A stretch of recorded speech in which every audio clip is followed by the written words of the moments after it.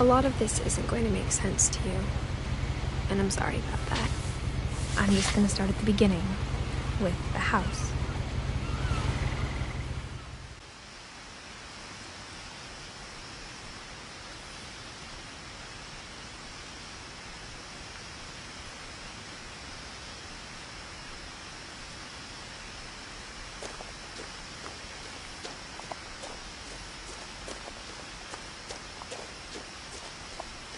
I lived here until I was 11, but I wasn't allowed inside half the rooms.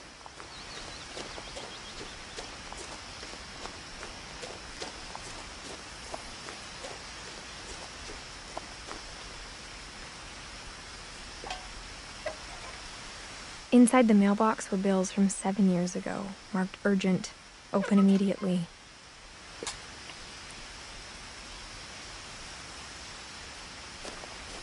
I hadn't been back since my brother Lewis's funeral.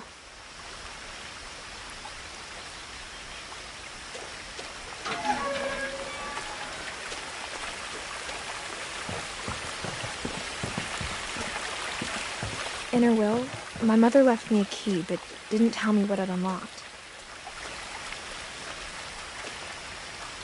Maybe she thought I'd know, or she thought that the mystery would be enough to bring me back.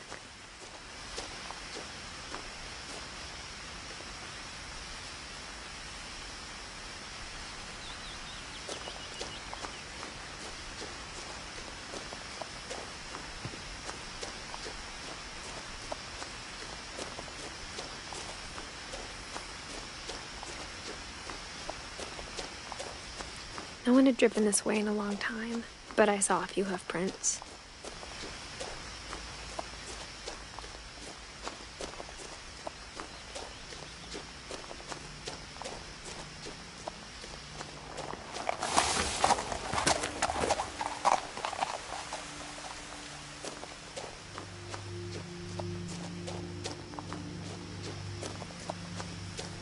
The truth is, even after I inherited the house, I never thought I'd come back to it. But now I had questions about my family that only the house knew the answers to.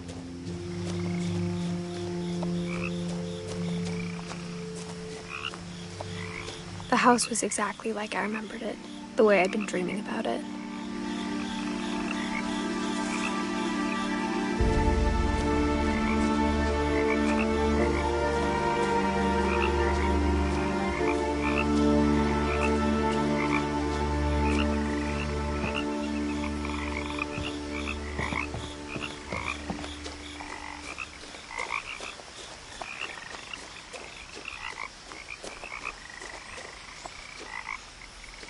As a child, the house made me uncomfortable in a way I couldn't put into words.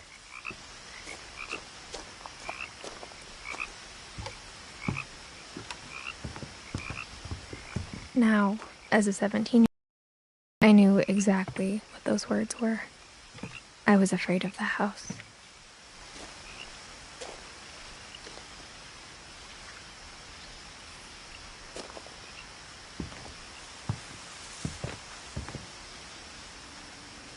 I hoped the key might unlock the front door. It didn't.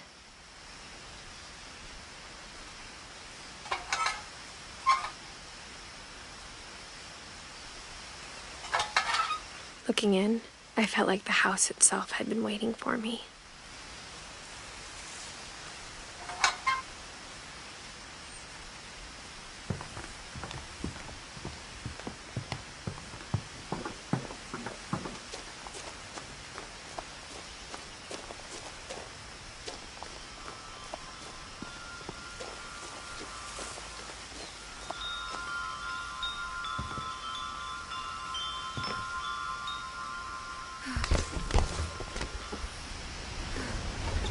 Crawling through the doggy door used to be a lot easier when I was 11.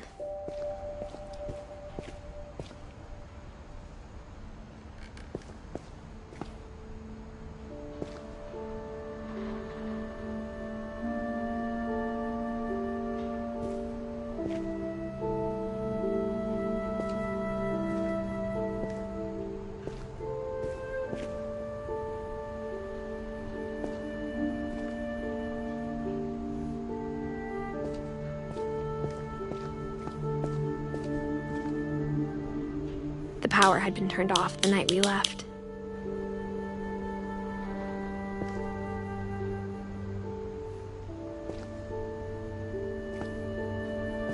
For the first time in years, I felt like I was home.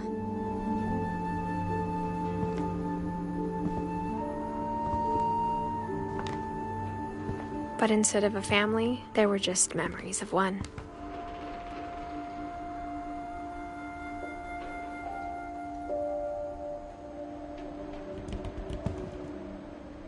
Like how after Louis started working at the cannery, we all got sick of eating salmon. Except our cat, Molly.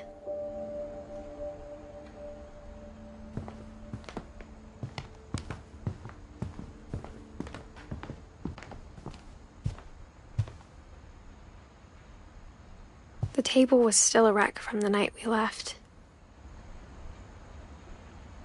It was like a bomb had gone off, killing everyone but sparing the furniture.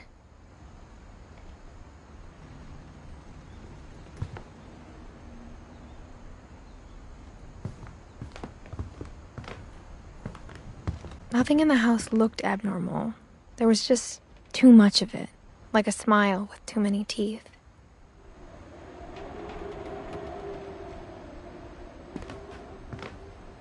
Even the fireplace had a story. Edie told me the bricks came from the original house, after it sank.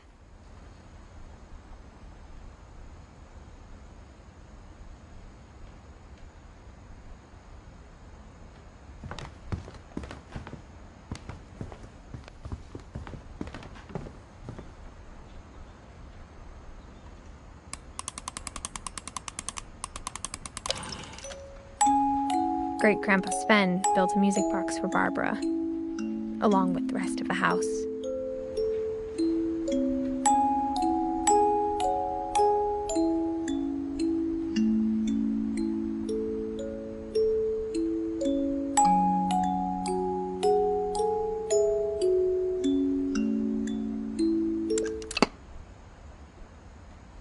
Mom always told me to stay out of the basement, so I wasn't too surprised when the key didn't fit.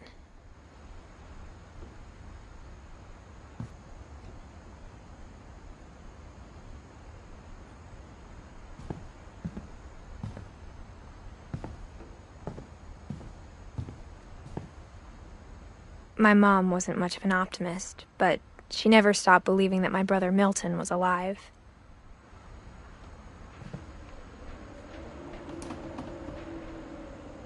A lot of things got left behind in the whirlwind of that last night.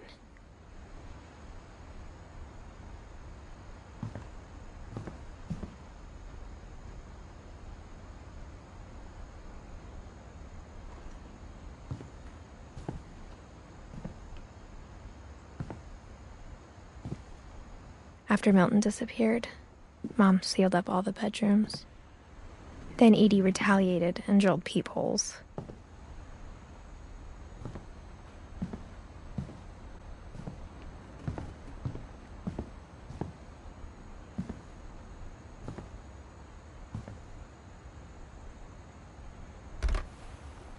My Grandpa Sam spent 7 years sharing a room with his dead brother, Calvin.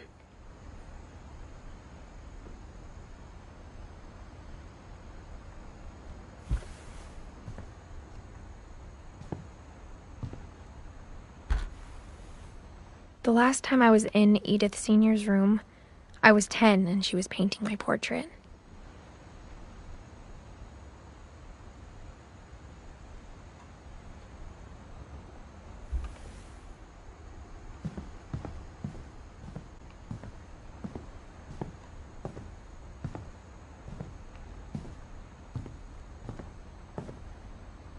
Edie's father, Odin, built the original house.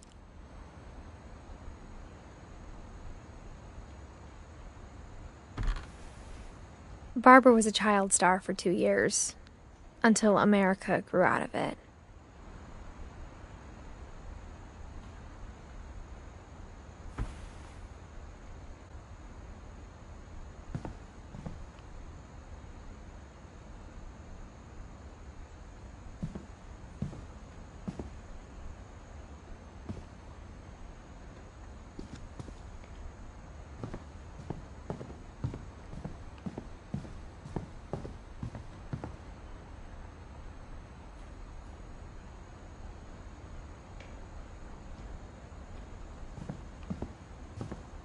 I spent a lot of time playing in Great Uncle Walter's room. I think my mom sometimes regretted not sealing it up.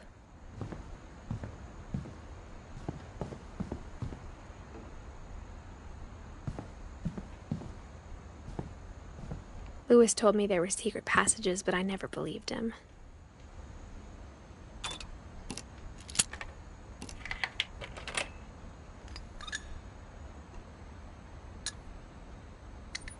Turns out, my mom was really good at keeping secrets.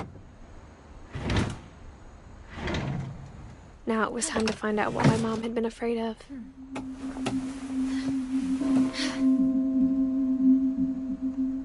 From the paintings on the wall, it was clear my brother Milton had been here before me. Reading this, maybe it sounds like I had a plan.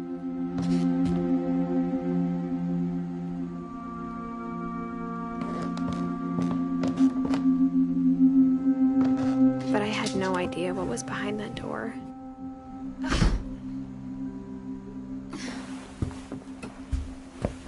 Just like I had no idea where all this was gonna lead.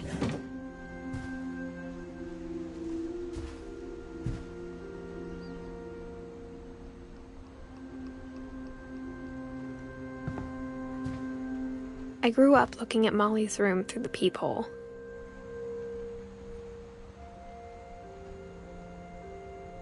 Molly's gerbil had a tiny bedroom with its own even tinier gerbil cage.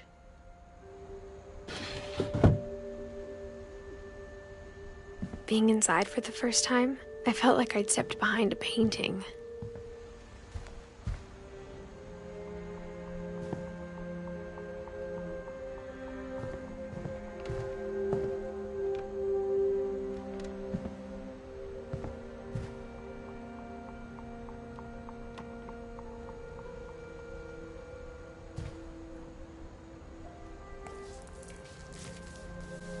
December 13th, 1947.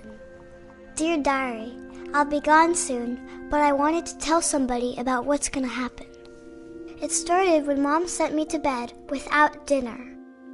I woke up and I was starving, so I looked around for something to eat.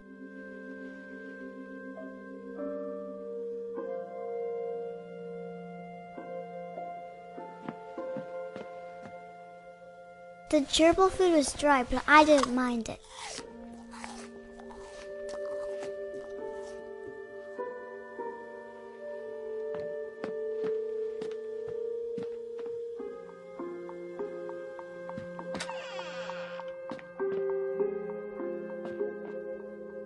I kept eating and eating.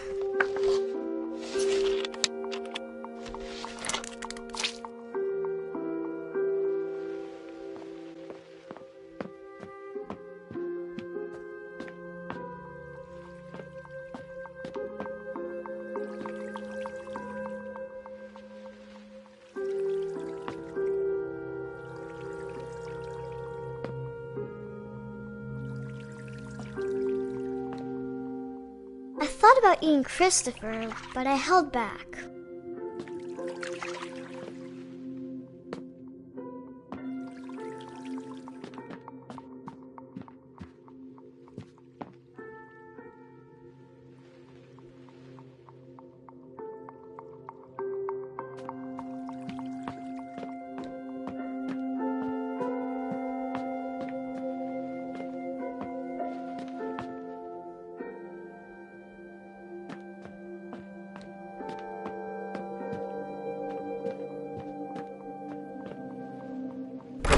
Mom, can I come out now? Sweetheart, it's late. Go to sleep.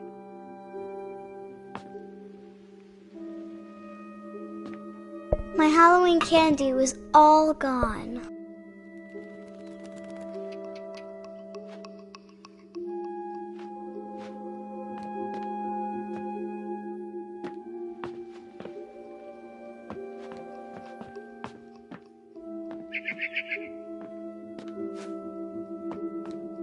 Then I heard chirping outside my window. It was a barn swallow going back to her nest. I reached out for her.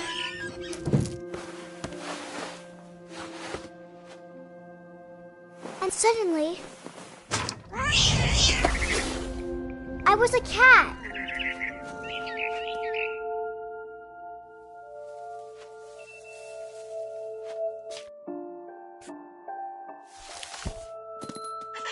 I tried to be quiet, but the bird was really scared.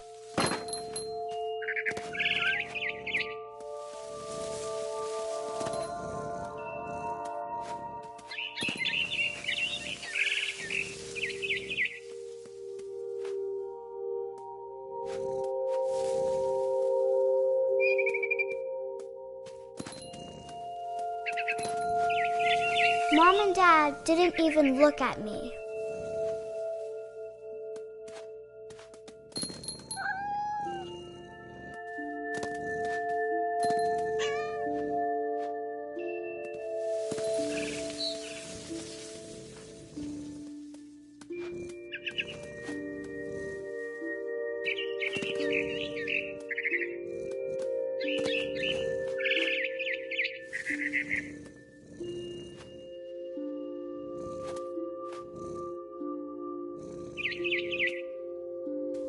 I jumped and I almost got her.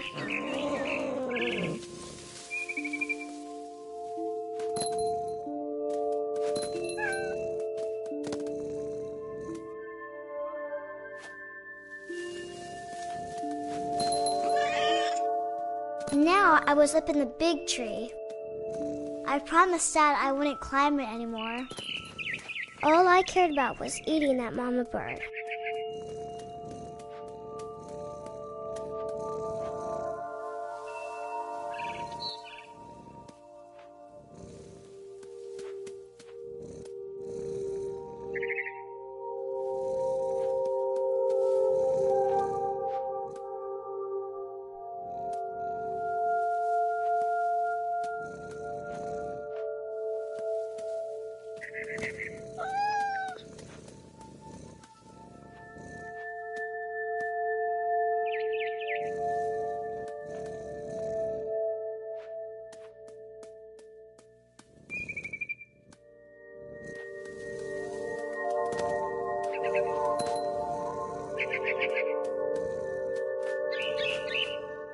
I gobbled her up.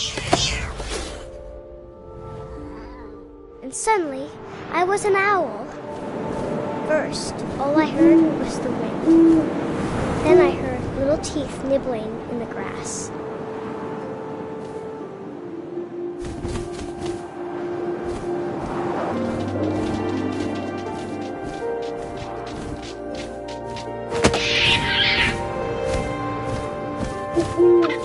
I imagined his face looking up and seeing mine through my talons. I swallowed him up, and I didn't chew one bit. Then I flew off to find something bigger.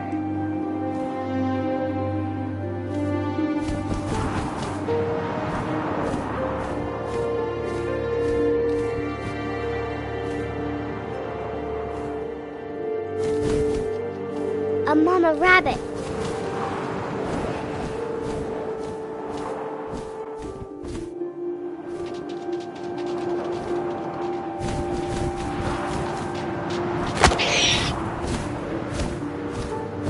She was almost too big to carry. I started choking, but I couldn't stop eating. And suddenly, I was a shark.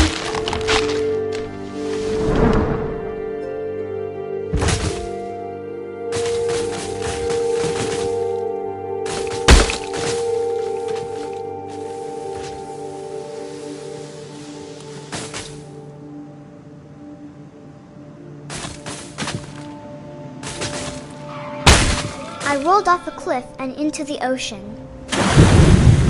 Now, I was hungrier than ever.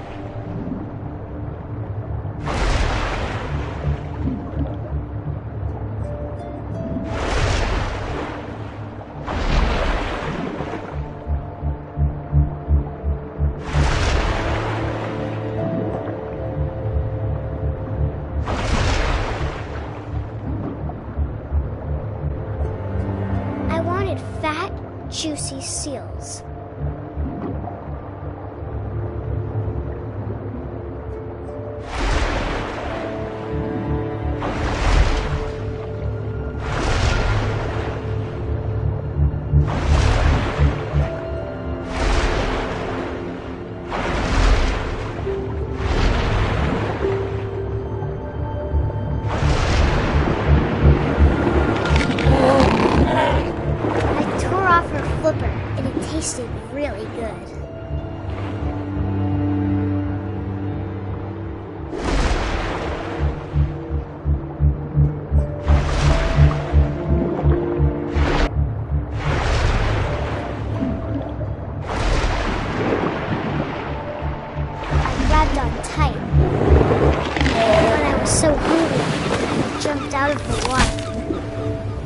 I opened my eyes, everything had changed.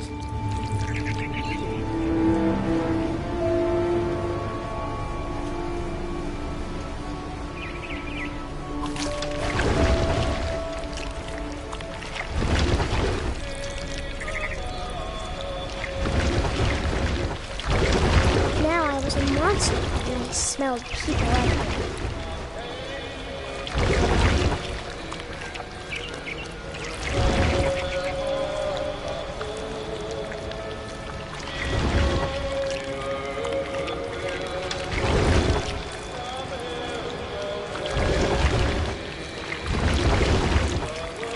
I was big, but I moved real quiet.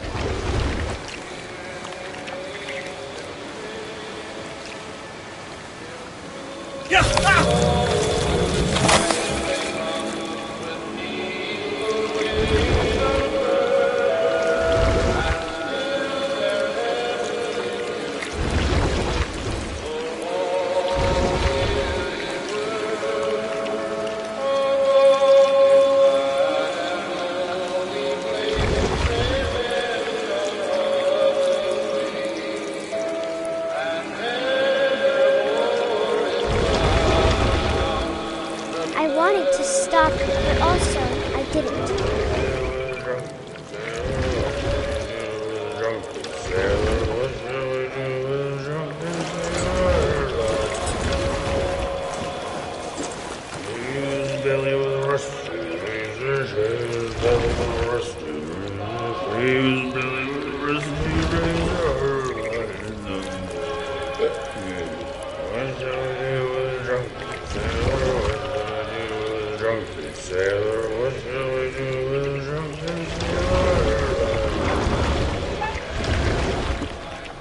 After the last passenger, I was still hungry. And across the water, I smelled something new. Something I had to have, so I swam towards it.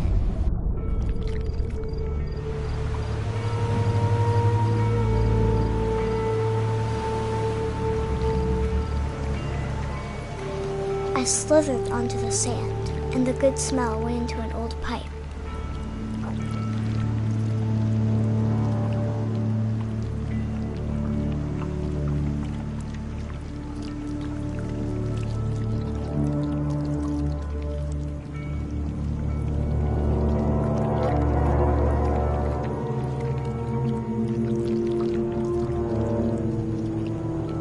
I got closer and closer.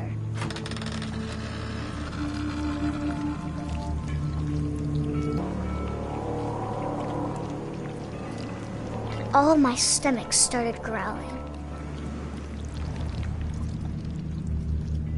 And suddenly, I was me again. I held my breath for a long time, but I couldn't hear anything. I think it's waiting for me to fall asleep. But it's not going to wait much longer. It needs to feed, and we both know I will be delicious.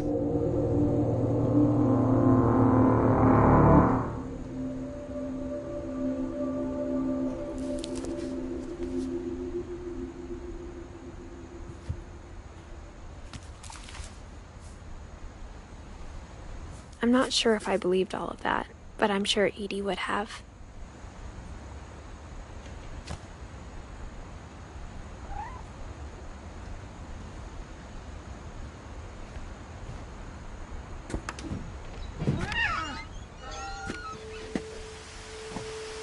This will be obvious later, but my mom never told me any of these stories. Edie would have, but Mom didn't like bringing up the past. Though, when we adopted a stray kitten, she was the one who named it Molly.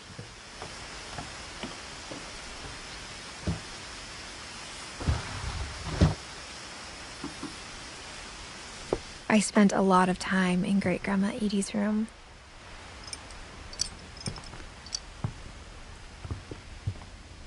Her room was like a museum. For 500 years, the Finches have been famous throughout Norway for their fortune and misfortune. Odin Finch buries the latest victims of the family curse his wife Ingeborg, and their newborn son, Johann. On January 7th, 1937, he set sail with his family and his house, hoping to leave the curse behind. But 40-foot waves off the coast of Washington send the house and Odin to the bottom of the sea. Odin's daughter Edith, with husband Sven and baby Molly, step ashore on their new home, Orcas Island. Odin Finch is the first to be buried in the new family cemetery.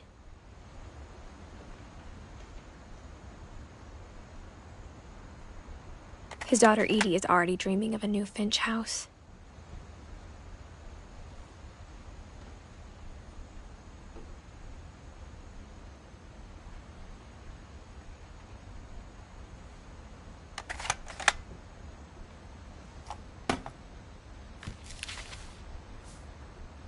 Whatever's wrong with this family, it goes back a long ways.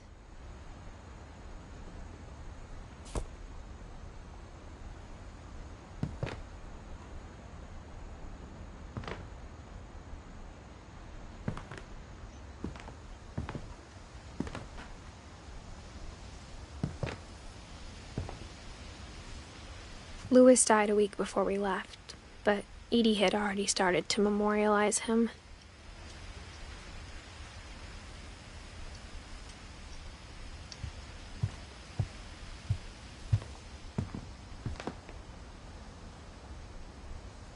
Even in her 90s, sometimes Edie seemed a lot younger than my mother. When Edie told people Sven was killed by a dragon, she could also have said he was building a dragon-shaped slide that collapsed. She could have, but she didn't.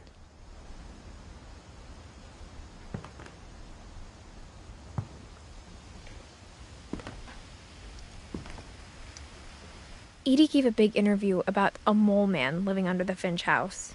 My mom was furious.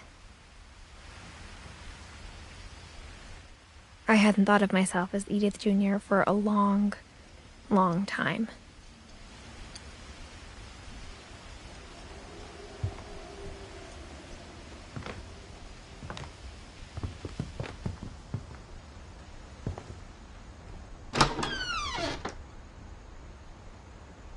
The only trace Grandpa Sam's first wife, Kay, left on the house was the pink bathroom.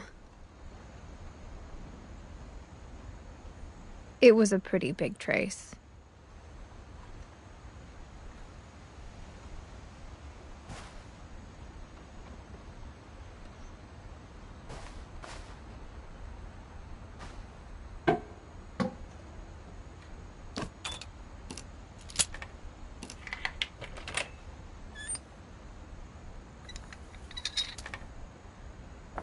There's a secret in this bathroom.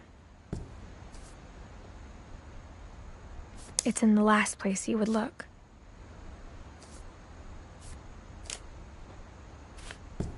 It isn't in the cupboard. It's hidden in this book.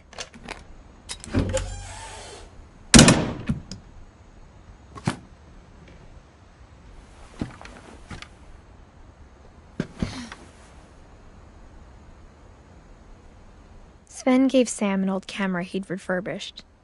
He never put it down.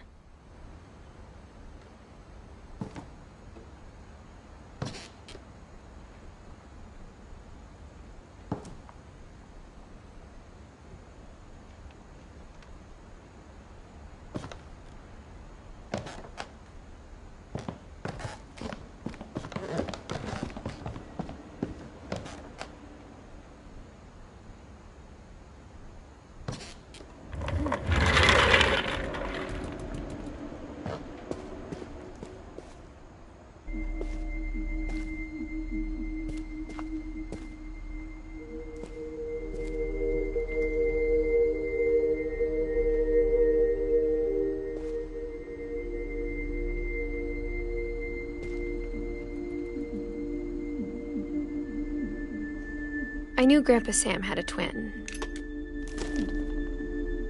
and that he never talked about him.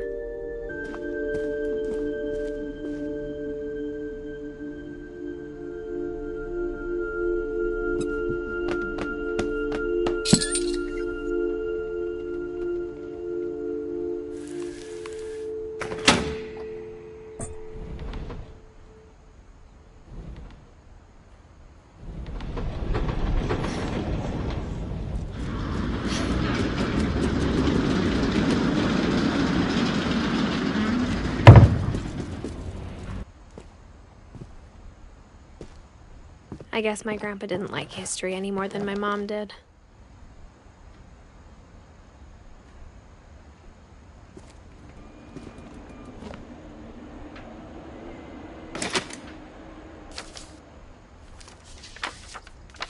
How I Want to Remember My Brother by Sam Finch. The thing I remember is that when he made up his mind, that was it.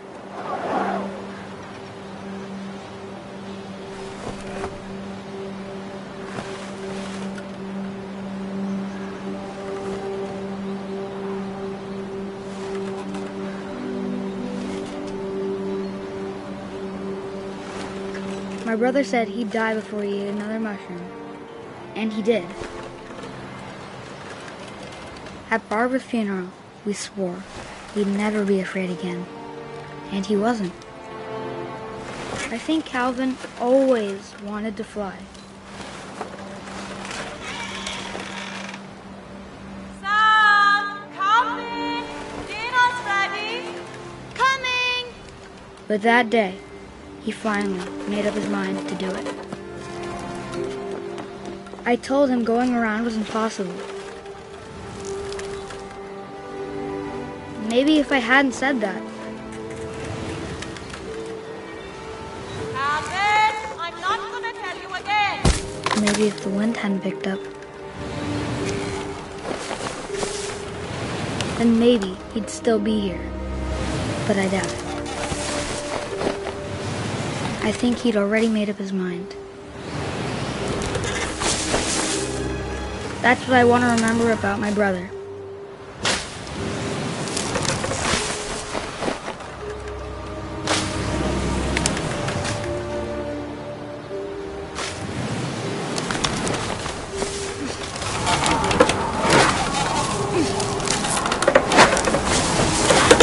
The day he made up his mind to fly. And he did.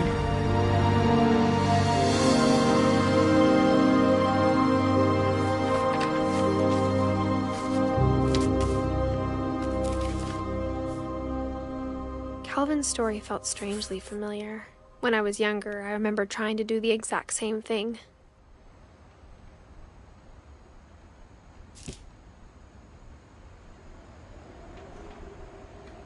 After the funeral, Edie roped off Calvin's half of the room.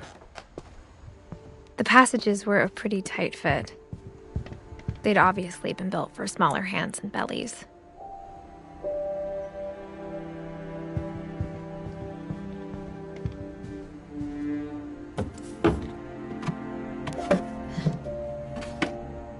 Growing up, I always thought of Barbara as a child star.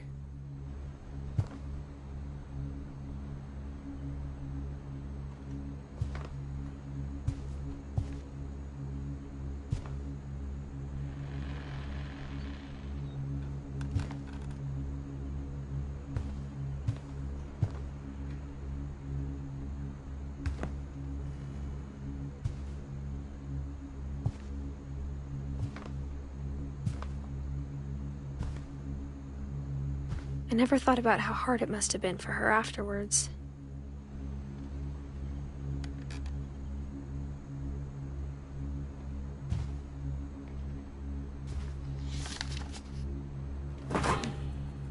Of all the stories people wrote about Barbara's death, I'm surprised Edie saved this one.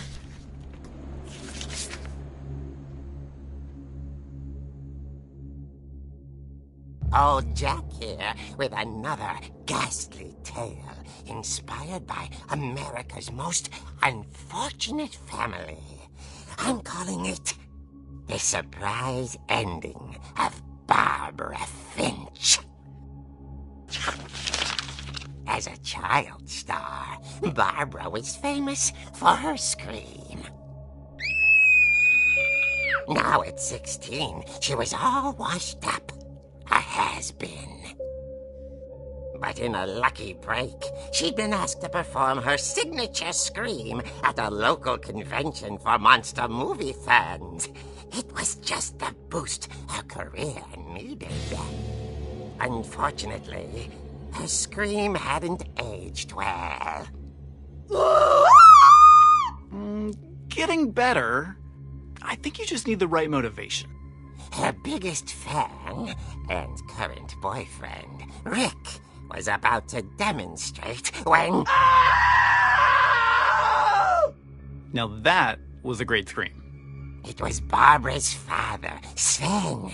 He'd slipped into a table saw and had to be rushed to the emergency room. So Barbara got stuck babysitting her youngest brother, Walter. Her convention comeback was cancelled.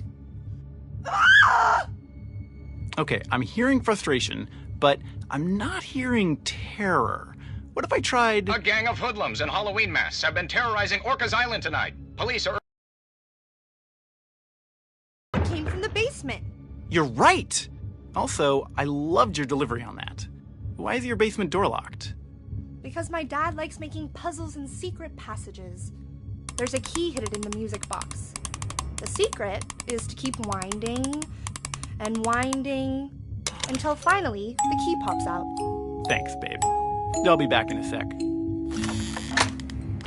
20 minutes later, Rick hadn't returned. So Barbara went to look for him, right on cue. She reached for the music box.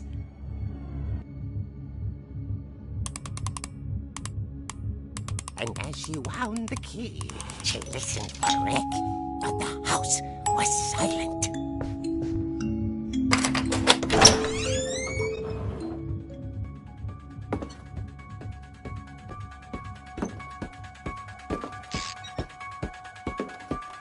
She found Rick's crutch and imagined the worst.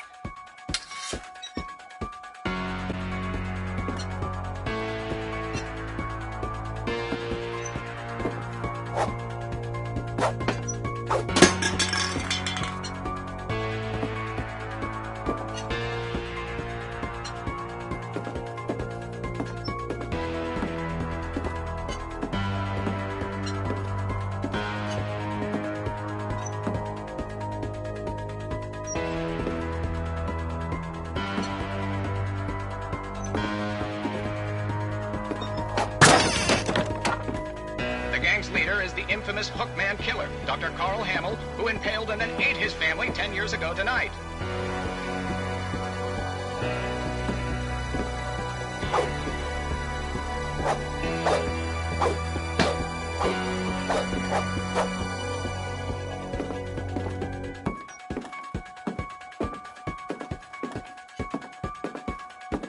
The old fridge rattled and grew still.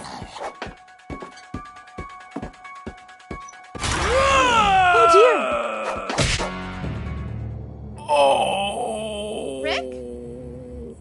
Barb, relax. I was just trying to scare you to help you find your scream. Well, I'm not scared, Rick. I'm furious. Then act furious. All I'm getting from you now is that you're hurt and confused and you're...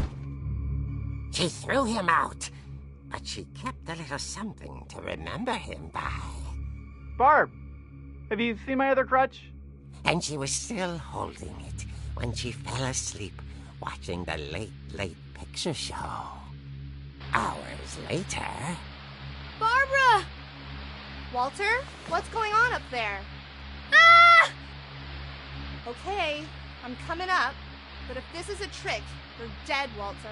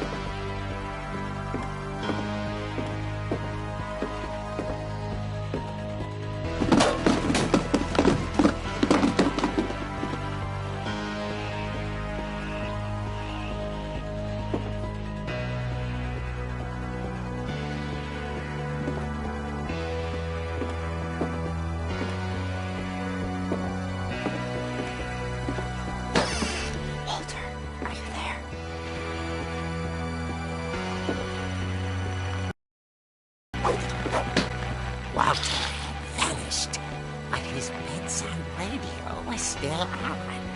Orcas Island police described the man as 6 feet tall, with a steel hook for a hand. Residents are urged to lock all doors and windows and notify the police of any suspicious activity. Barbara turned, saw the hook man, and was speechless. He was quite smashing. And the irony was, he couldn't get enough of Barbara. Okay, Barbara, there's gotta be another way out of here.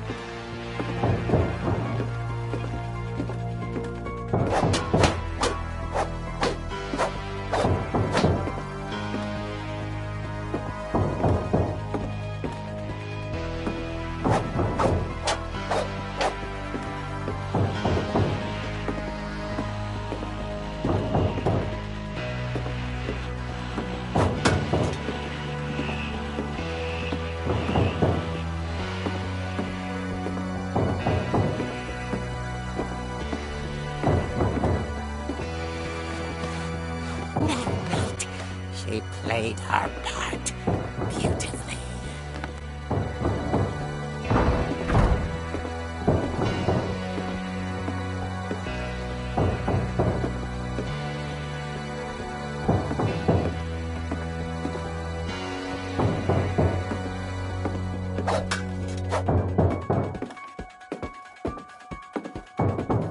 She thought about abandoning Walter, but just couldn't do it.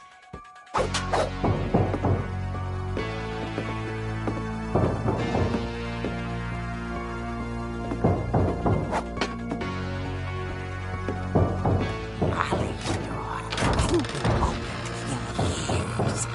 The hinges groaned.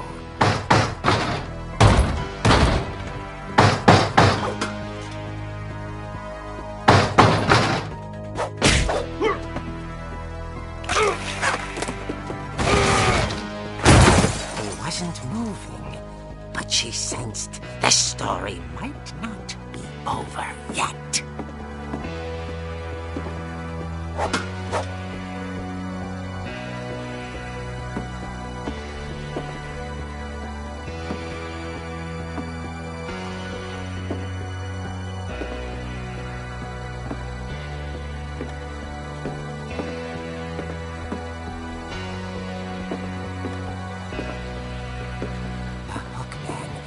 Vanished. She listened for his breathing, but all she heard was...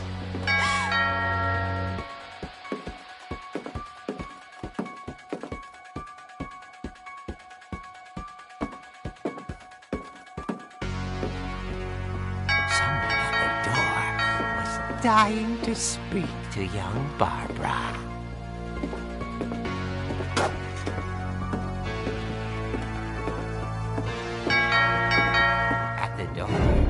She heard whispering. It was coming from inside the house.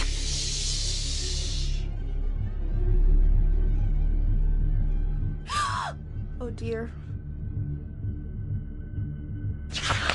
Surprise! Bravo, Barbara! You were wonderful! The monsters had come to surprise her. For Barbara, it was a dream come true. Then she saw what kind of monsters they were, and she realized what was about to happen. She was going to be famous. And with her final breath, Barbara Finch gave the performance of her life.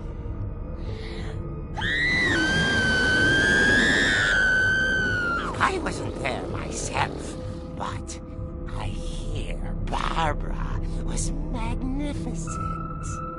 Poor girl. She had a taste for stardom.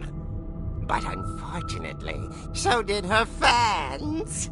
Of course, the police blamed it all on poor Rick, who disappeared the same night. And little Walter? Hiding under his bed the whole time.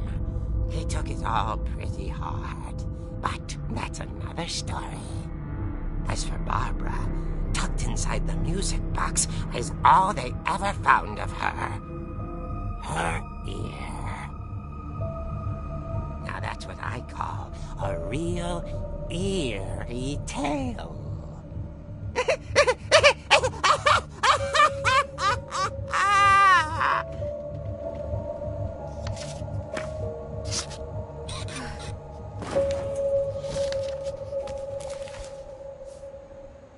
Edie told me all Barbara wanted was to be remembered, as absurd as that comic was.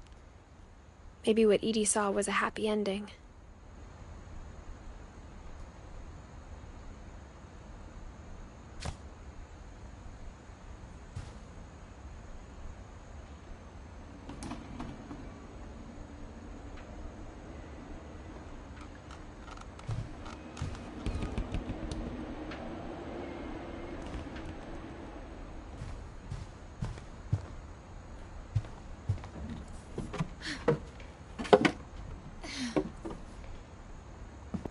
I guess now I know why Mom didn't like me playing with the music box.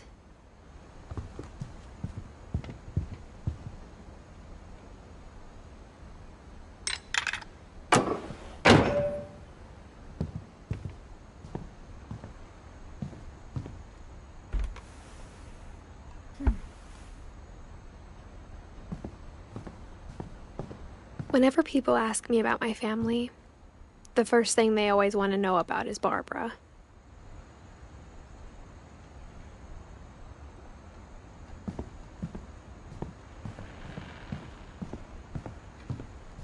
It's funny. All those times I played with the music box and never found the basement key.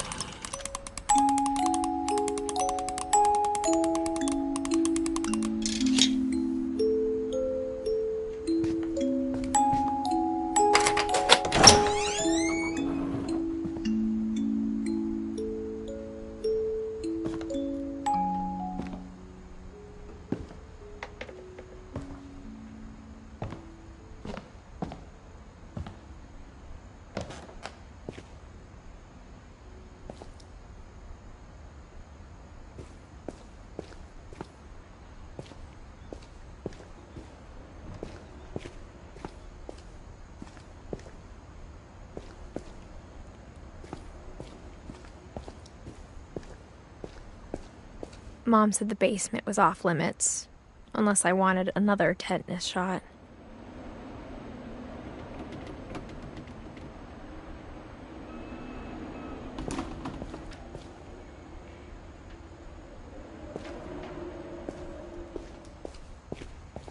I saw Edie sneak down to the basement once, carrying packages.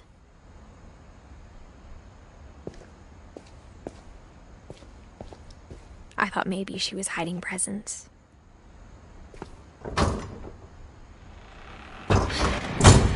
It turned out she was hiding a lot more than that.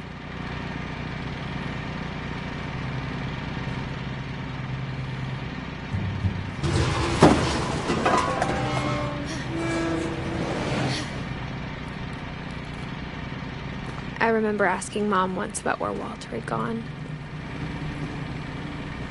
She said after Barbara died, he got as far away as he could. If there's a pattern in all these stories, I think it's that none of us has gotten very far.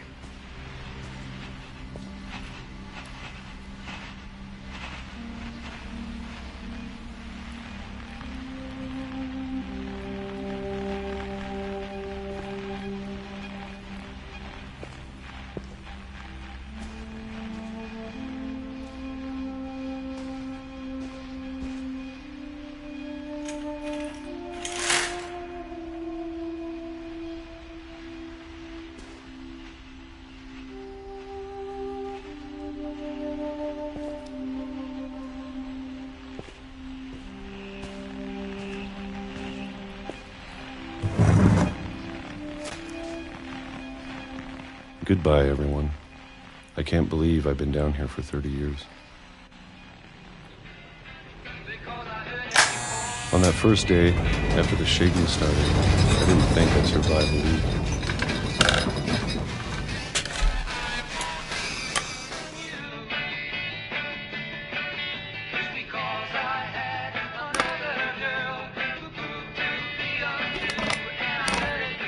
But after a few days, I settled into a routine. That's what kept me sane. Having a schedule, living for today. I always expected to be dead tomorrow. But if you wait long enough, you get used to anything.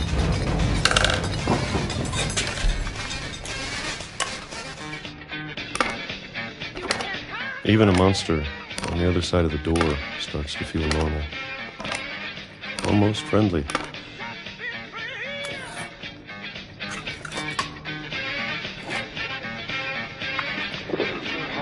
And then one day, everything just stopped. Whatever that thing was, it was gone. Maybe it got tired of waiting. Or maybe I just got tired of being afraid.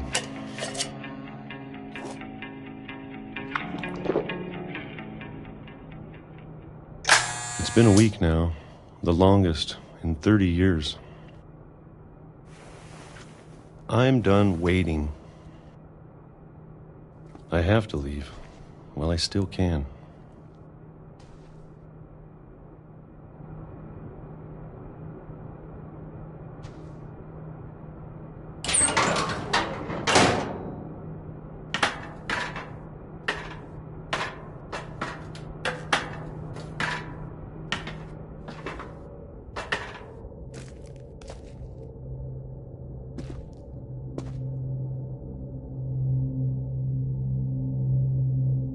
I know it's out there, somewhere.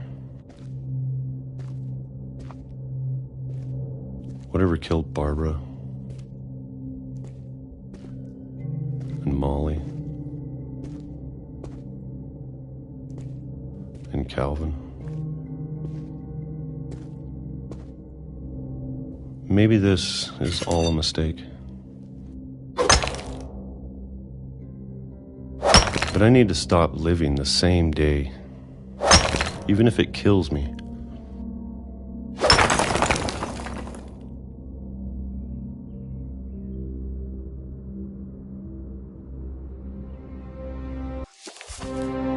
Whatever's out there, I want you to know I'm ready for it.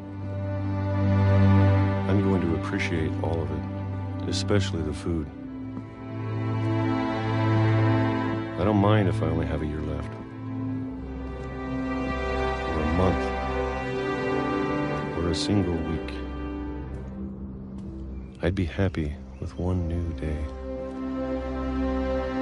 I can already imagine the sun on my face.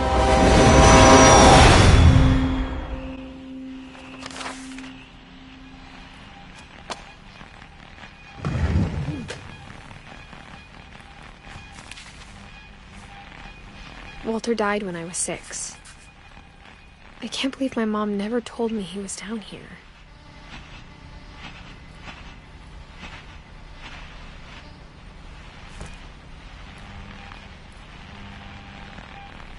I'm sure my mom was trying to protect me.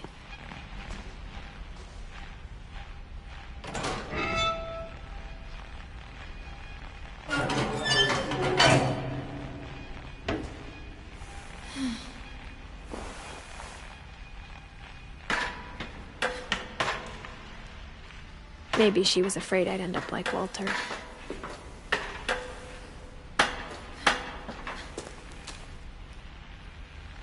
But if she never told me about an uncle under the house, I can only imagine what else she was hiding. I don't want to make the same mistakes she made.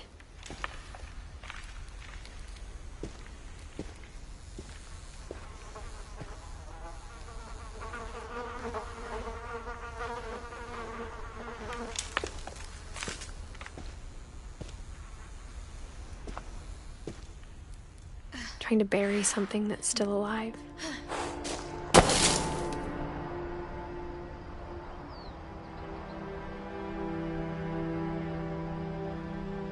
Now that there's only one of us left, or maybe two, I thought it was time I heard the stories for myself and found out what happened to everyone else. But now I'm worried the stories themselves might be the problem. Maybe we believed so much in a family curse, we made it real.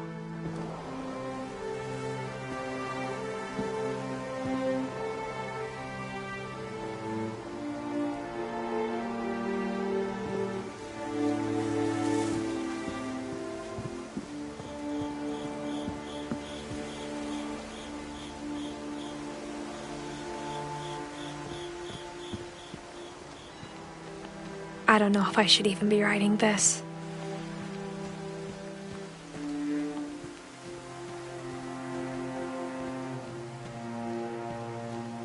Maybe it'd be better if all this just died with me.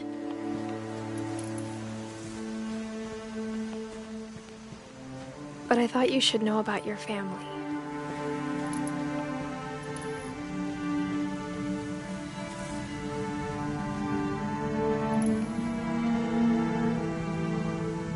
And the history you're a part of.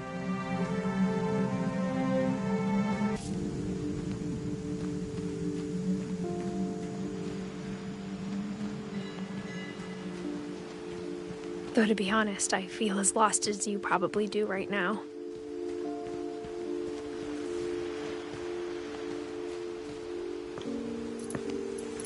I think the people in these stories believed them, for what that's worth.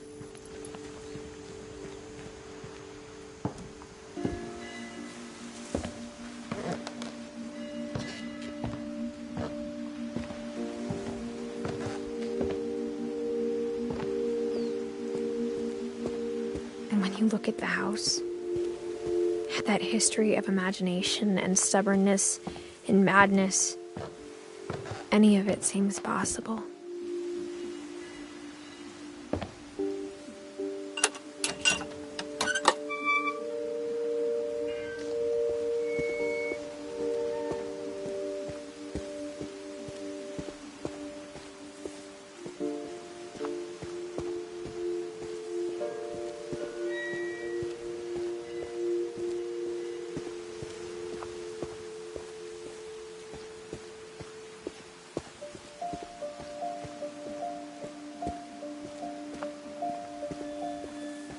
I think we've been surrounded by death for so long, we've just gotten used to it.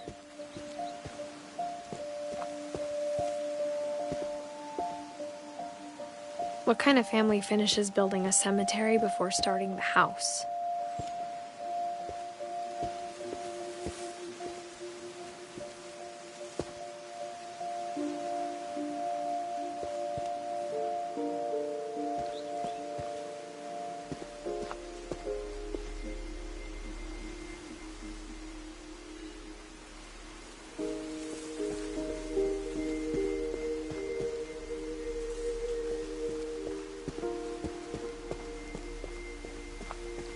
It's embarrassing for me to admit this, but the pet cemetery made me more uncomfortable than the human one.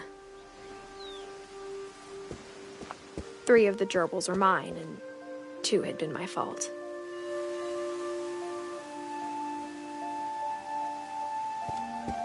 Sven built the house, but it was Edith who designed the cemetery.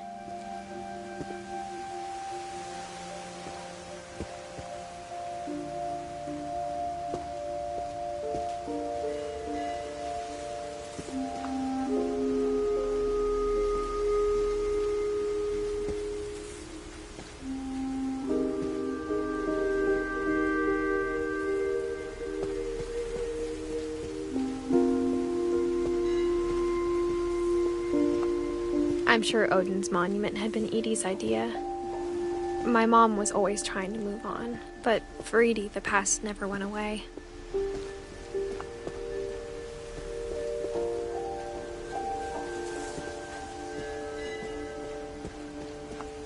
She could see it poking out of the water at low tide.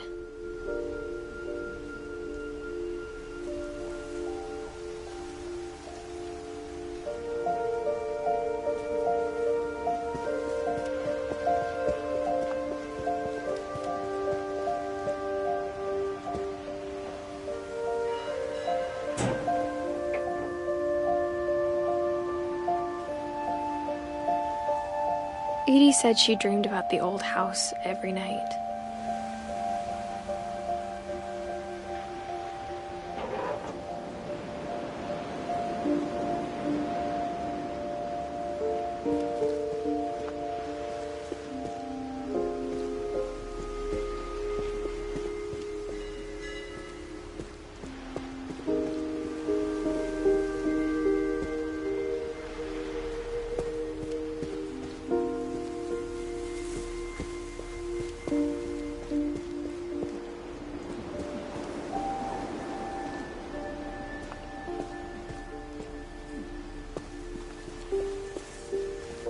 Edie's side was always easier for me to understand.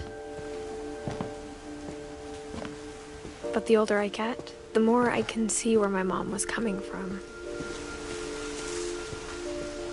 Her dad had been pretty strict, but it wasn't enough to save her brothers. She was just trying to do better.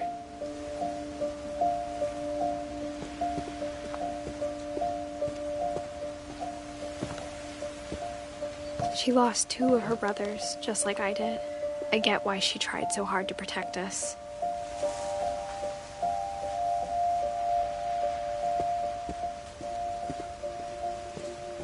There's so many things I wish I could ask my mom now. Part of me thinks this is what she wanted all along. For me to come back someday and find everything out for myself.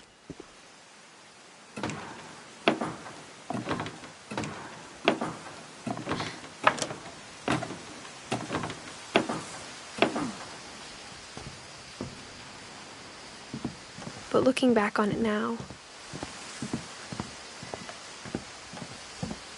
if she told me there was going to be so much climbing, I never would have come when I was 22 weeks pregnant.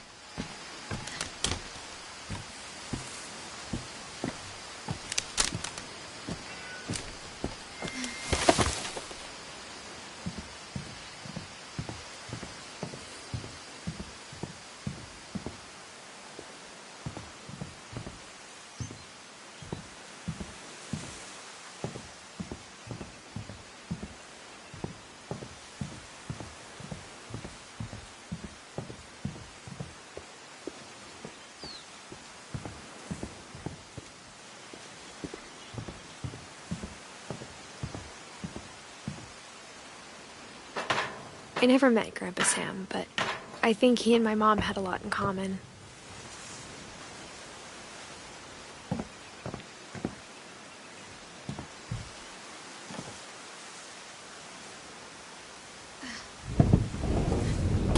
They were both pretty intense.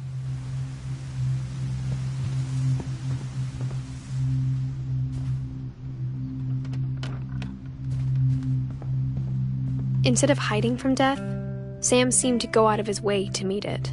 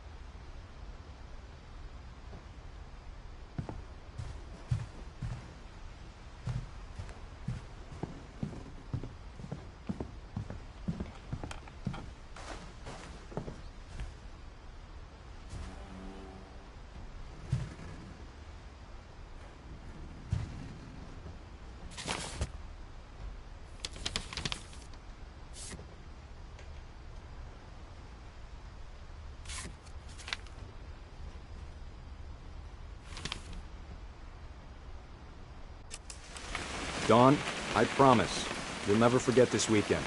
Yes, sir. These memories are gonna last a lifetime. Am I gonna have to shoot anything? It's a hunting trip, Dawn. Shooting is strongly encouraged.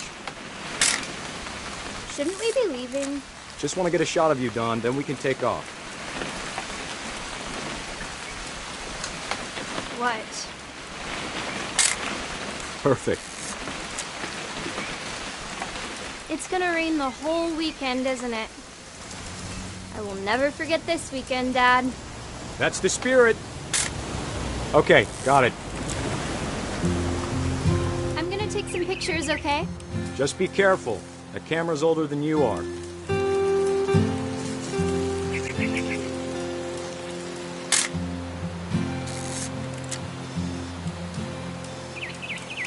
You're right, Dad. It's starting to clear up.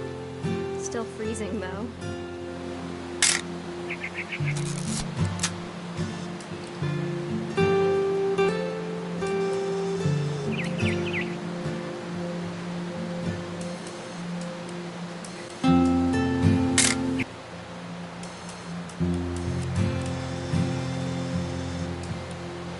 Definitely should not have drunk all that coffee.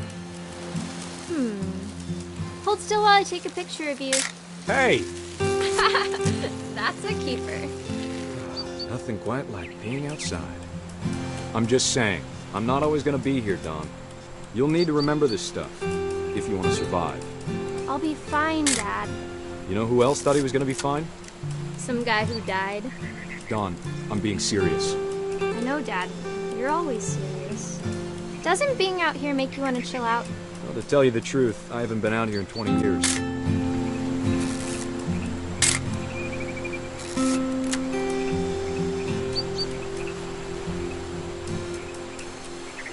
Last time I was with my brother Calvin. Man, that was a great trip. Your grandpa's Fen taught us how to fish, how to build a fire. We found an old logging trail. There were deer everywhere. Dawn, don't you think you could find something more interesting to photograph? Give me a minute to check the map.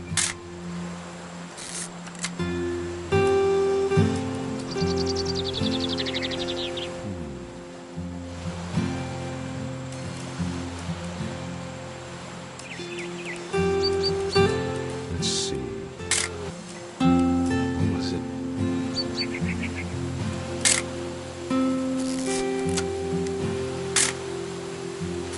Could have been. Good eyes, Dawn.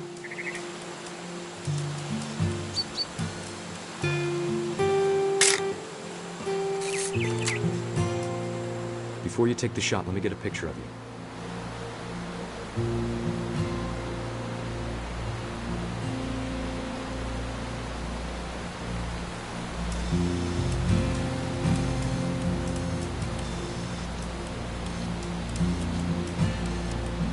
Dad, I... Just breathe. Turn off your map. Let me get behind you. Do I have to do this? Dawn, you don't have to do anything. But if you want to survive, you'll need to be strong. Now keep yourself squared up, elbows down. Great shot, Dawn!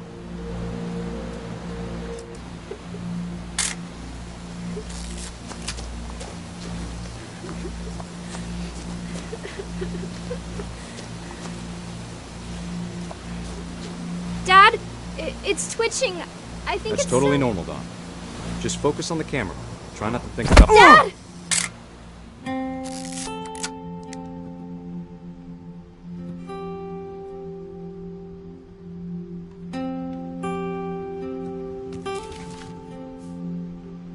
Of all these stories, that's the one I wish most that my mom had told me.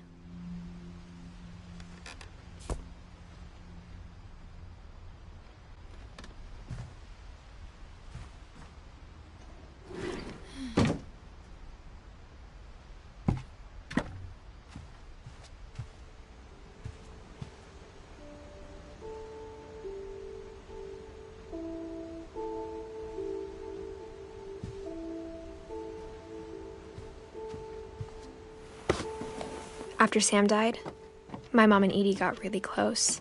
They'd both lost a lot.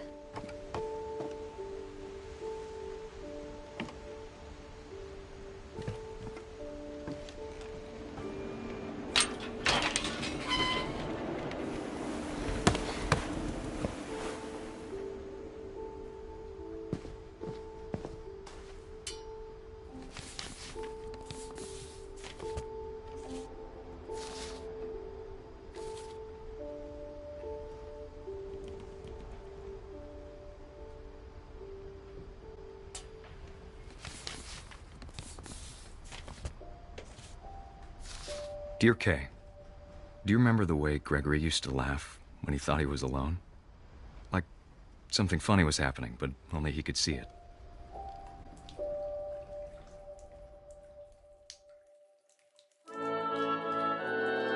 I think he saw things the rest of us don't.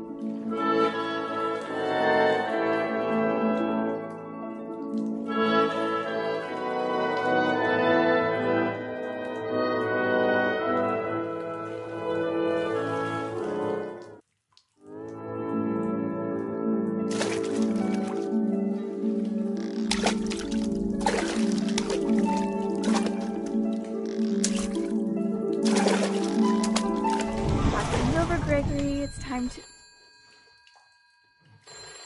Hold on, sweetie. Hello?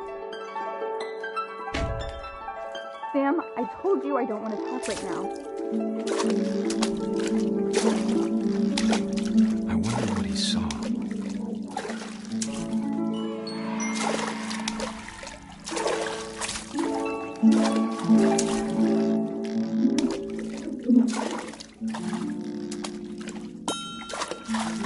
What his world was like. He reminded me so much of Calvin. Lost in his imagination.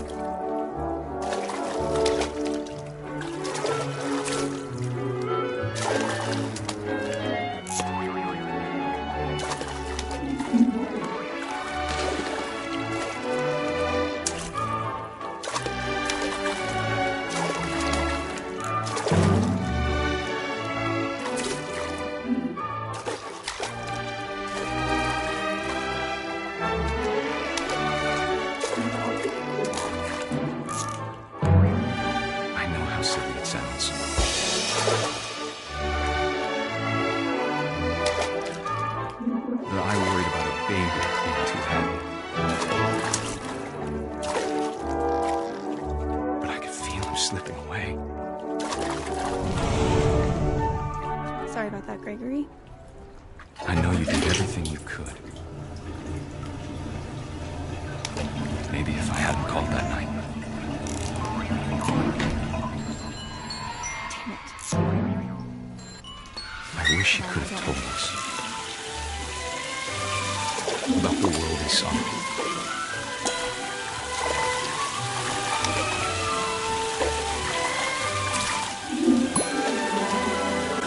There's so much I don't understand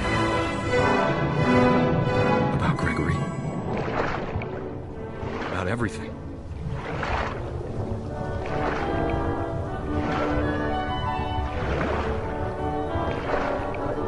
But I know what happened wasn't your fault.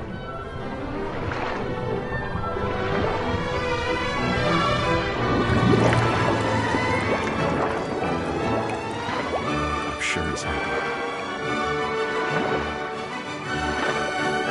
He'd want me to be happy too. Good luck, Kay. Love, Sam.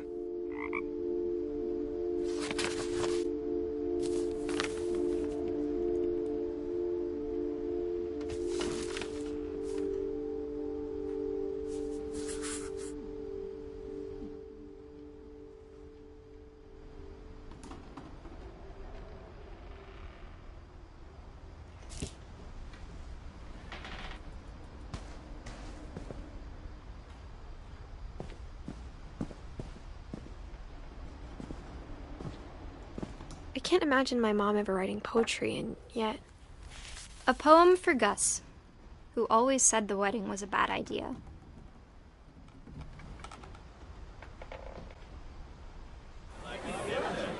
Our father never hit us kids, at least not very hard, before the day my brother said with teenage disregard that he'd be dead before he'd see a wedding in our yard.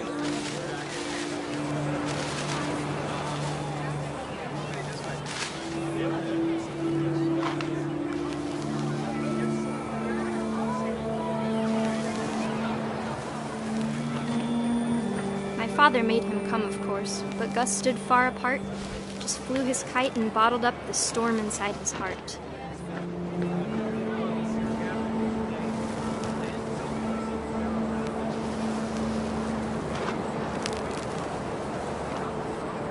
I tried to talk him out of it, but though he'd never met her, "We don't need a stepmom," were the words that I now pronounce you husband and wife. You may kiss the bride.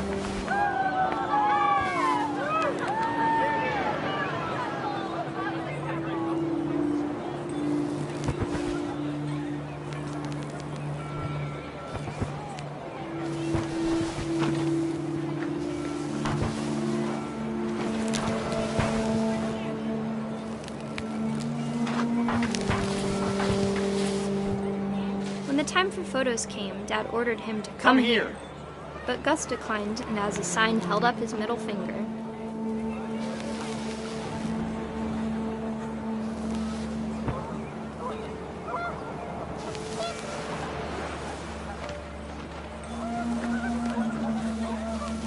The wind picked up, and panicked geese appeared and quickly went. But all the humans did that day was go inside the tent.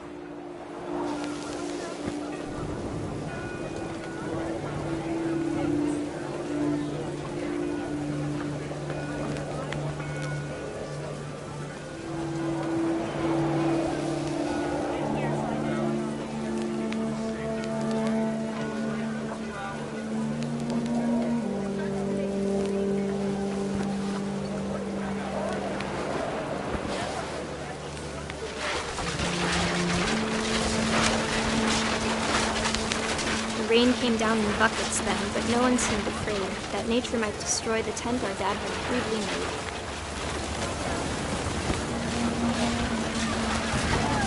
The thunder sounded much too close and full of angry power.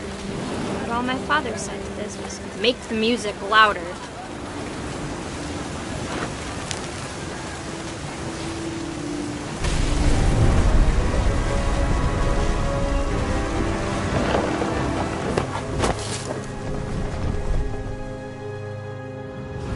I wish that I could truly say I thought about you on that day. Out there on the beach alone, just you, the wind, the sea, and foam. But I didn't, until we found you.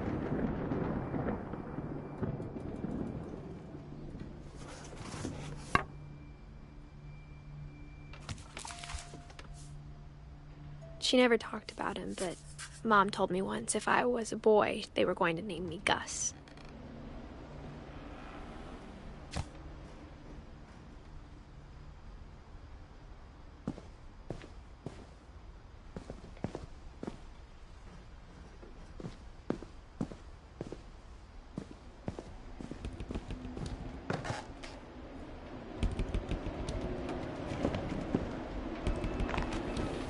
My mom moved up to the loft after her brothers died.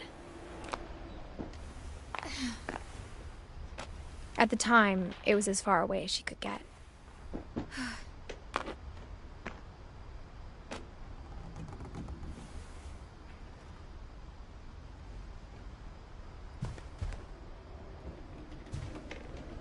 Religion was another thing my mom never talked about, but I think it helped her a lot after her dad died.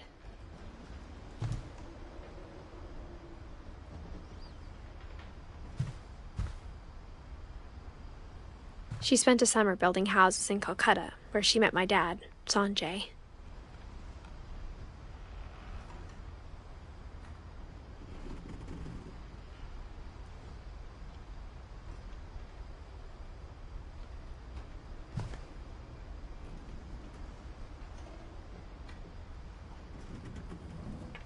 My mom moved to India a week after graduation and got a job teaching English. Louis was born a year later.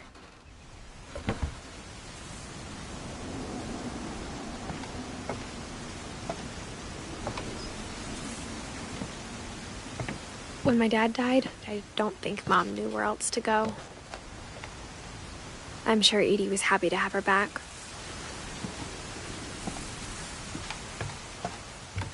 And to see kids in the house again.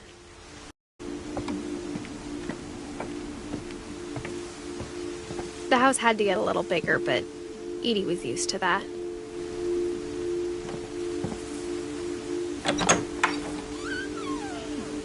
And for a while, things were good.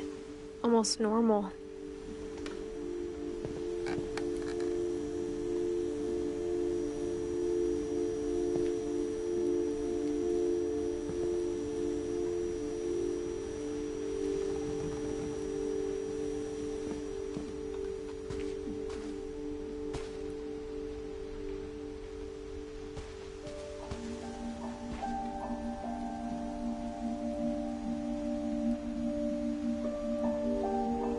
But it didn't last.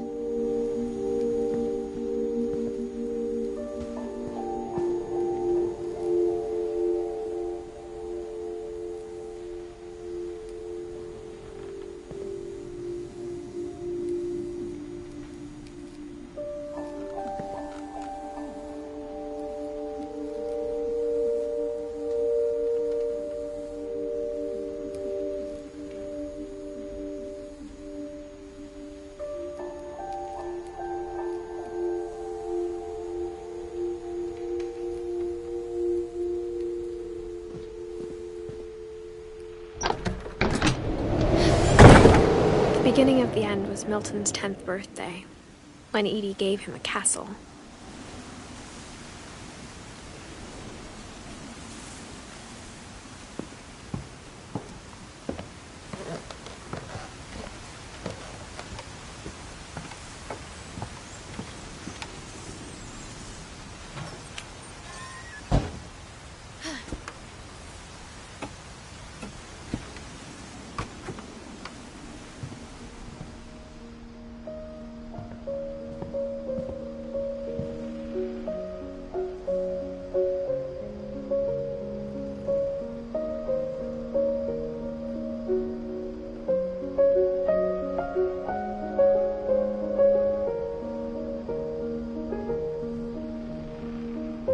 I think Edie was happy to finally have another painter in the family.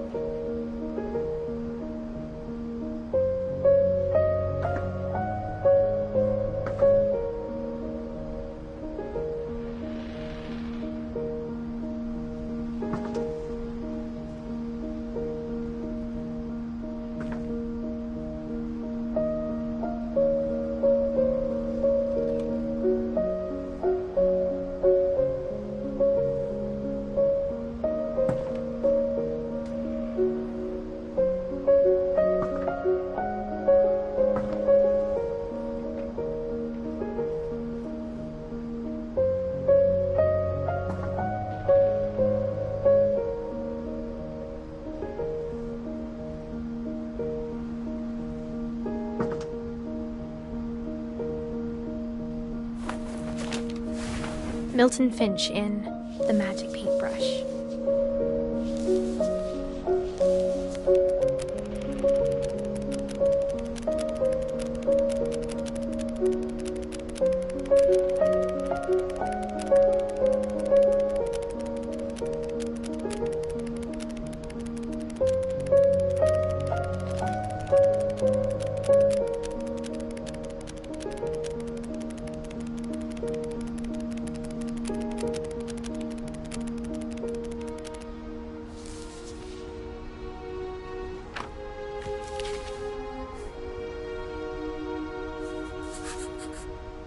I was 4 when Milton disappeared.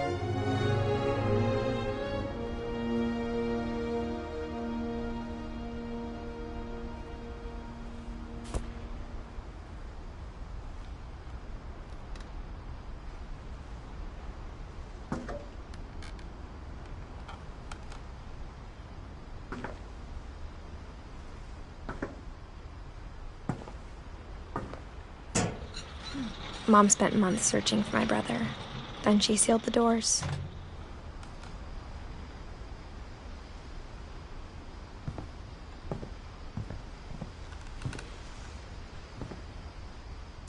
Whatever Milton had found in the house, Mom didn't want it getting out.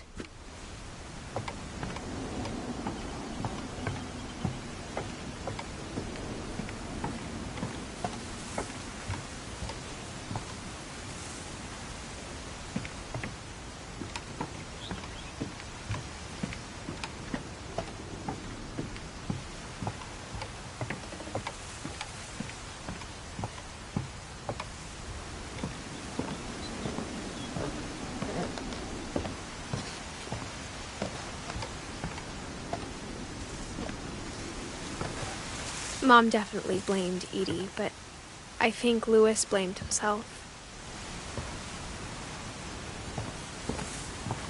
After he graduated, he just spent more and more time in his room, until Mom got him a job at the cannery.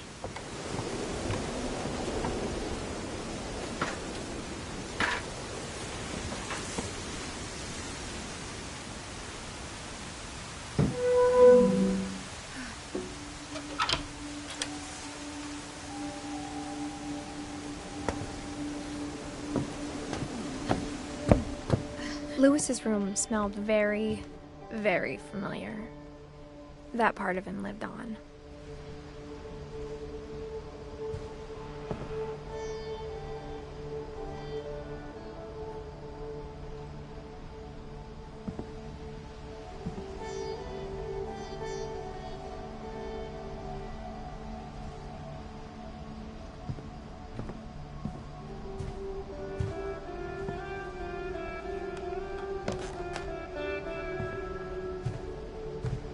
Louis and I spent a lot of time playing games together, but he was surprisingly bad at them.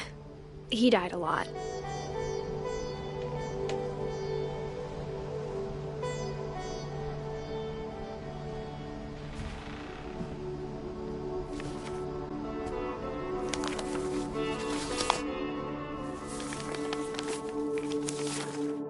Dear Mrs. Finch, as Louis's psychiatrist, I can understand your desire for an explanation. As I see it, the trouble began in January, shortly after we convinced your son to seek treatment for substance abuse. Newly sober, I believe Louis first noticed the monotony of his daily life.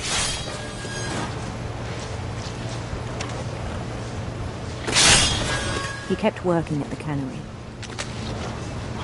but he withdrew part of himself. In our sessions, I saw the same behavior.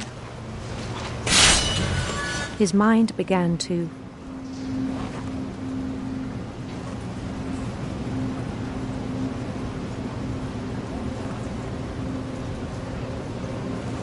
wander.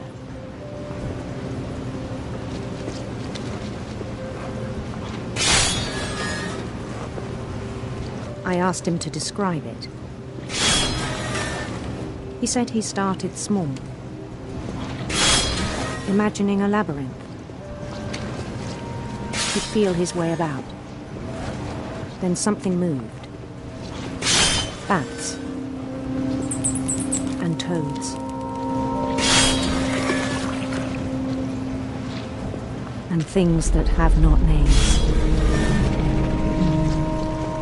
He knew it was all in his head. But he took it very seriously.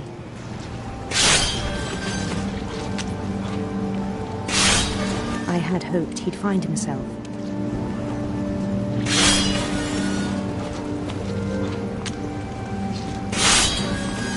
But he found something more.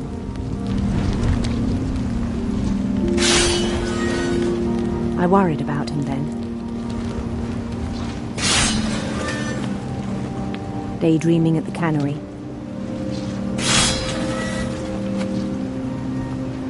I spoke with his boss. But he said Lewis had become a model employee. Methodical, tireless, focused.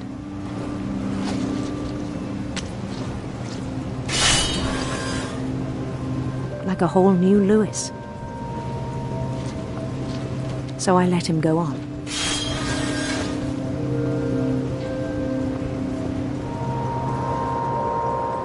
I even encouraged him. It seemed very promising at first.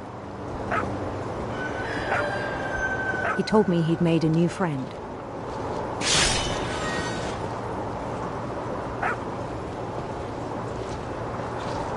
On the edge of a city he named Lewis Topia. He built the city up slowly, brick by brick. Then he made musicians.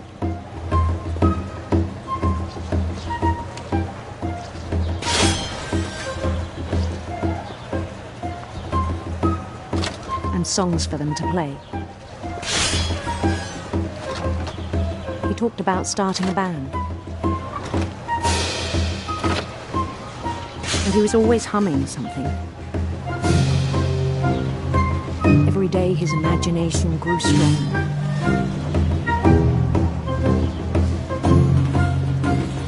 He no longer spoke at the cannery. But his chopping was as reliable as ever. Then one day it struck him. At all the cheering crowds, even the stones under his feet, were all in his imagination. So he could do whatever he wished.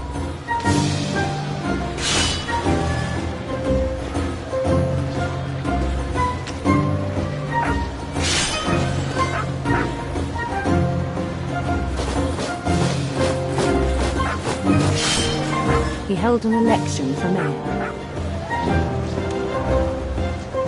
And he won.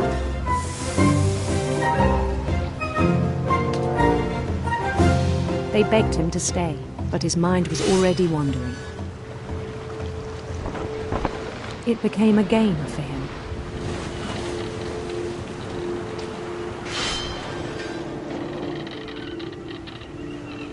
He'd conquer a city, then immediately push on. New Louisville.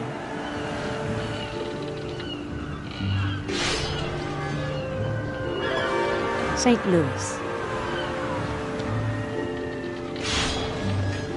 He started drifting away from our reality.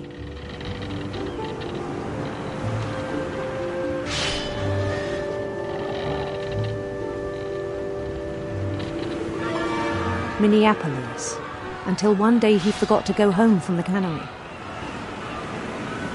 Even as his mother pleaded with him, part of Lewis kept sailing on.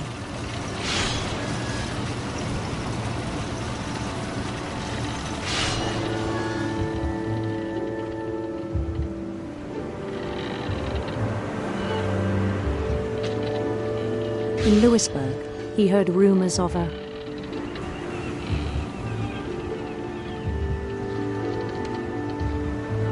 handsome queen.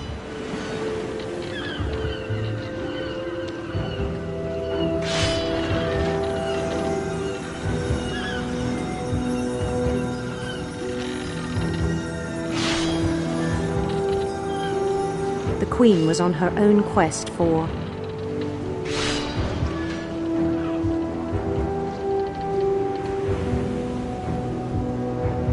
sinister serpents.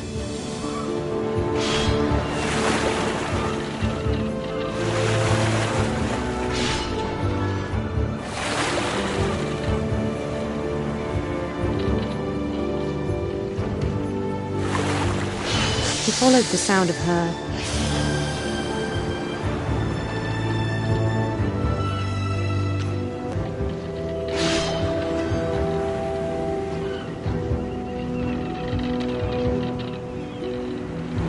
electric sitar.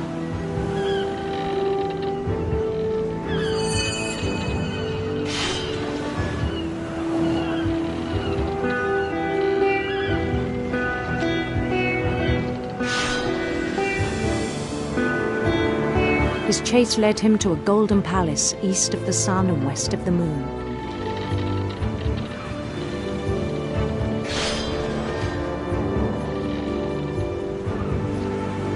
Even then, his logic remained sound.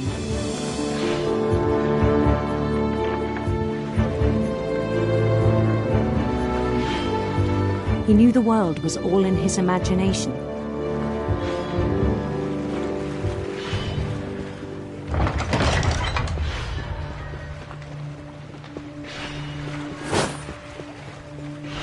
But he was so proud of having created it. In his own eyes, he'd become something greater than a king.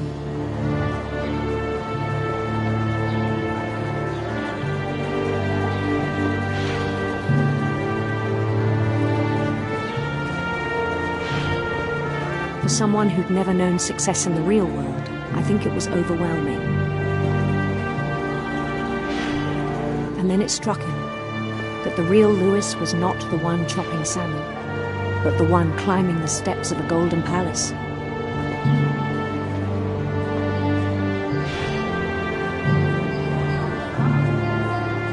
My imagination is as real as my body, he told me. It was hard to argue with him.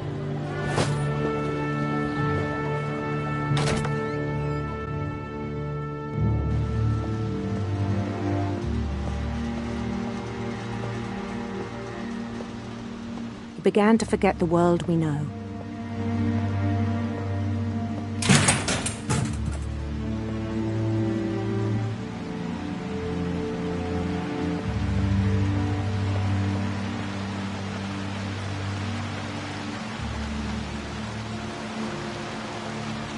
I think it pained him to remember Lewis, the cannery worker.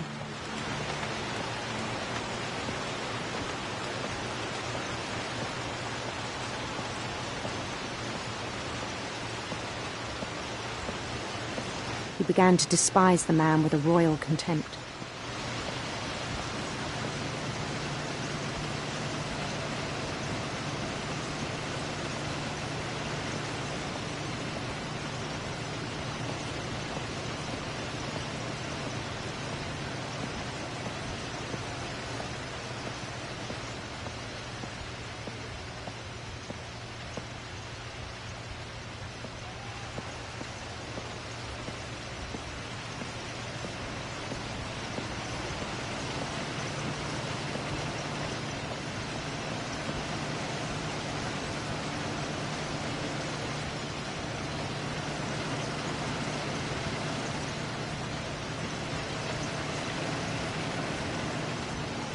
I still thought I could save him.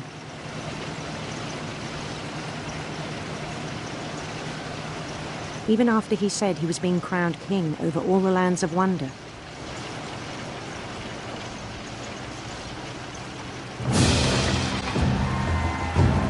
The palace would be packed with his companions.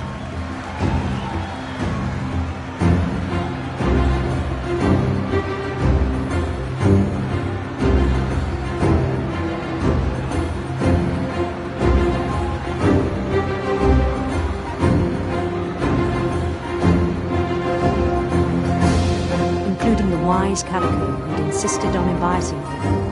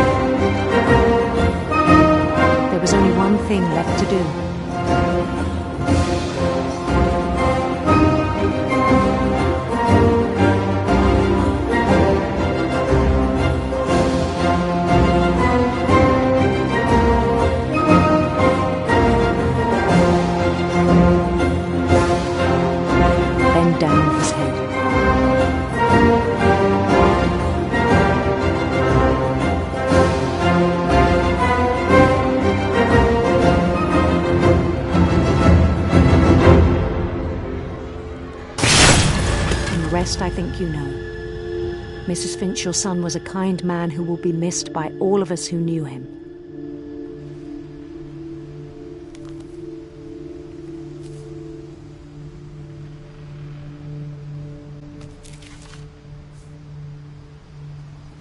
My brother was really cool. I wish you could have met him.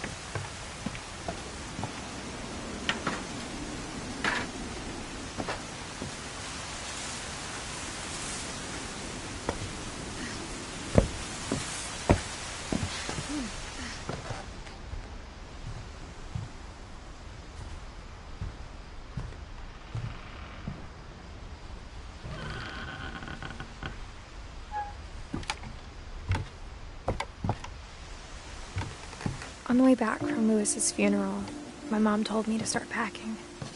She waited until the day before we left to tell Edie.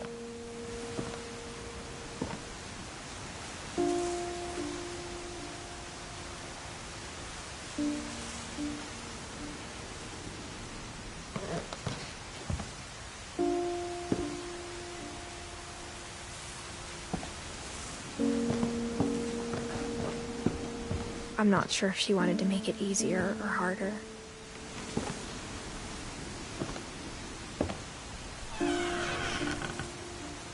I wish we'd stayed. But I understand why we left.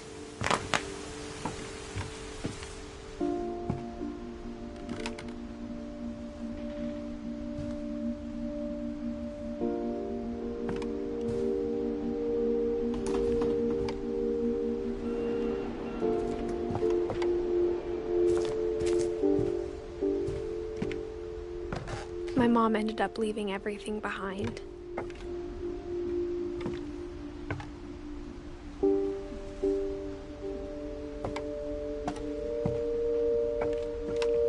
What happened that night had been coming for a long time. Maybe it should have come sooner.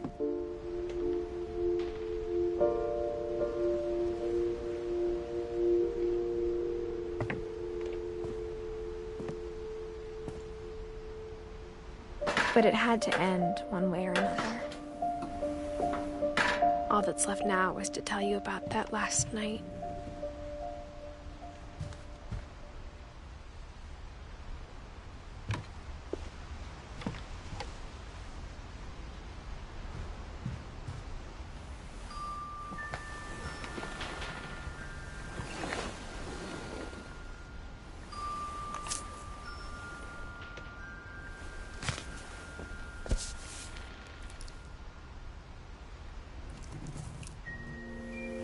That whole last day, Edie just watched us pack and didn't say a word.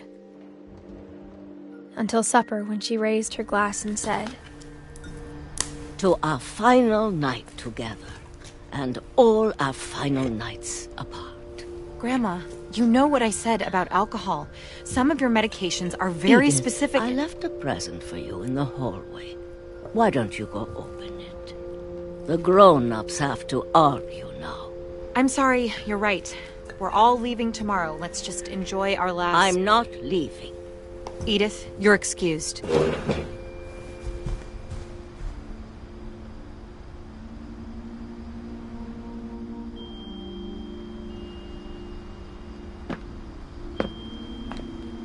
The power had been shut off that morning, but Edie always had plenty of candles. When my mom sealed the library, I don't think she knew about the other entrance. Or that Edie had a key to it.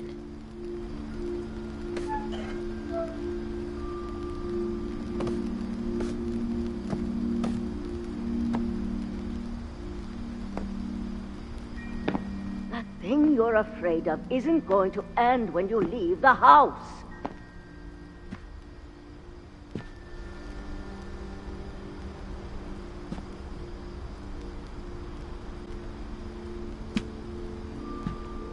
Edith has a right to know these stories. My children are dead because of your stories!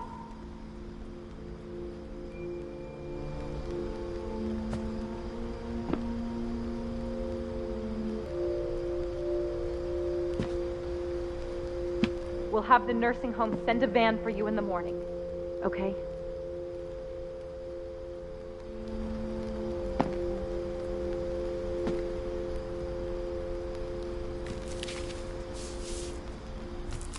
Dear Edith, there's so many stories I wish I could tell you, but there's only time for one. This is about what happened on the night you were born. That night, the tide went way, way out.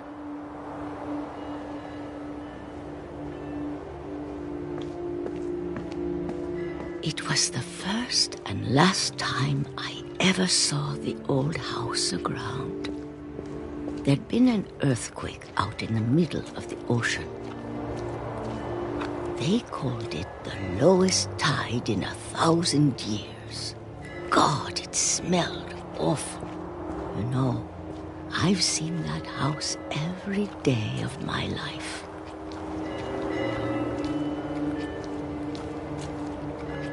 But I never thought I'd go back to it. When the fog rolled in, I lost my way.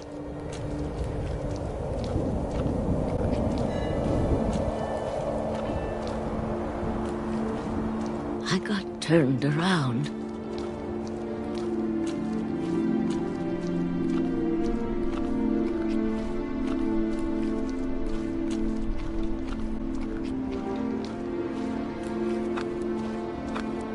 For a while, I wandered.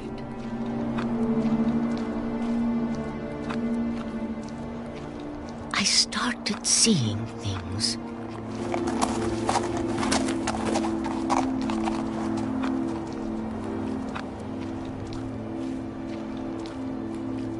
Things I'd forgotten had ever existed.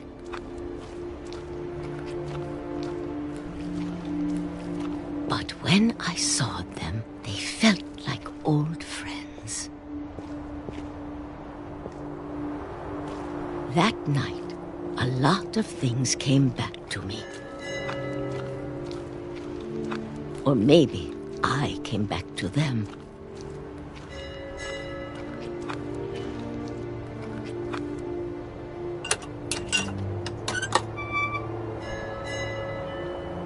Things I can't explain, but that I need you to try and... Edith, what are you doing in here? It's mine. Edith! Mom, you're gonna rip it! Let go!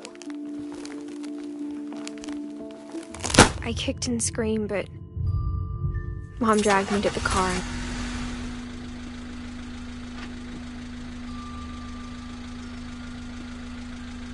I never saw Great-Grandma Edie again.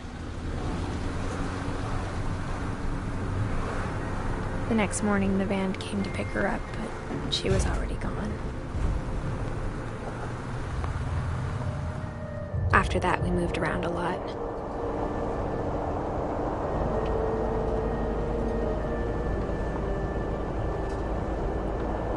We both tried to make the best of it.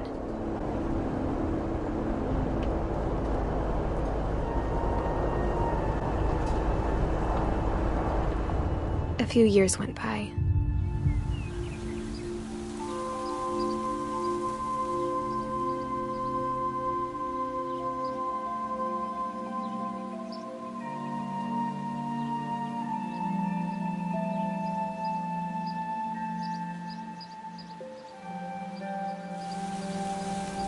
My mom didn't like to talk about it, but she started getting sick a lot. The rest happened pretty quickly.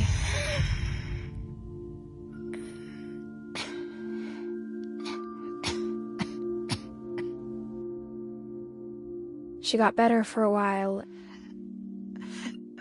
and then she didn't.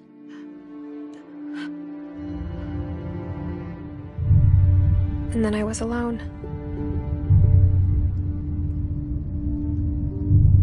The last Finch left alive.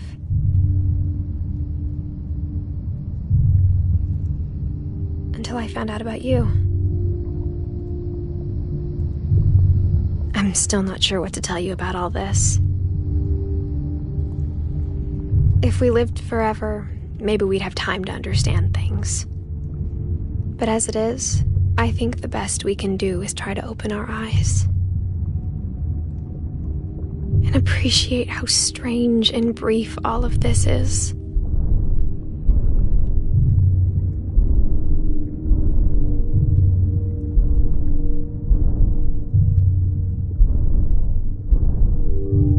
This journal was supposed to be for you. But now I hope you'll never see it. I just want to meet you and tell you all these stories myself. But I guess if you're reading this now, things didn't work out that way.